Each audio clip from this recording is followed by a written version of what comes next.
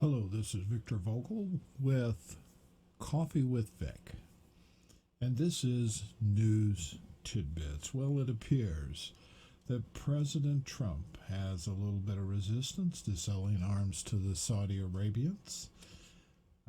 His Congress has voted in the Senate 53 to 45 to stop the sale of arms going to Saudi Arabia. It just so happens it's interesting that all of this is happening at the same time that issues and attacks are happening in the Hormuz Straits. And there's a big issue with the Iranians, who Trump is accused of those attacks. And it could very well be that is the case. It's just interesting this happens during a period of time where we're trying to negotiate with the president in terms of not selling arms to Saudi Arabia, who are using basically those same weapons to kill women and children and many civilians in Yemen. So the Senate has voted this. There's no doubt the House will go ahead and pass the sanctions against selling the arms to Saudi Arabia. However, it's pretty certain they will not have enough votes in the Republican House to overcome and override a presidential veto. And they're kind of using the whole idea that, this is poor time for us to be sending a signal to Saudi Arabia that we don't want to provide them weapons during a period of time where Iran is escalating attacks. At least that is the accusation by the president and his White House staff.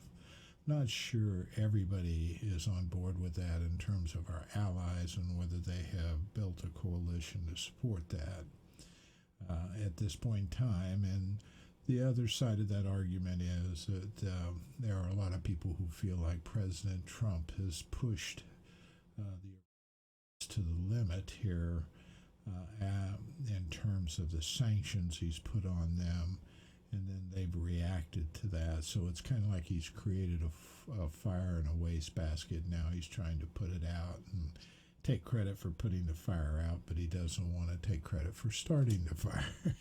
So that's basically what's going on here with the Saudis. There's a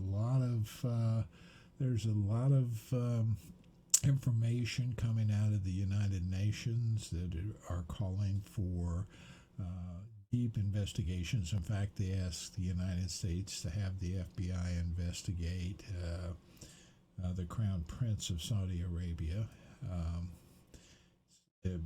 accusing him basically of being the headmaster of the killing of Khashoggi, the Washington Post reporter.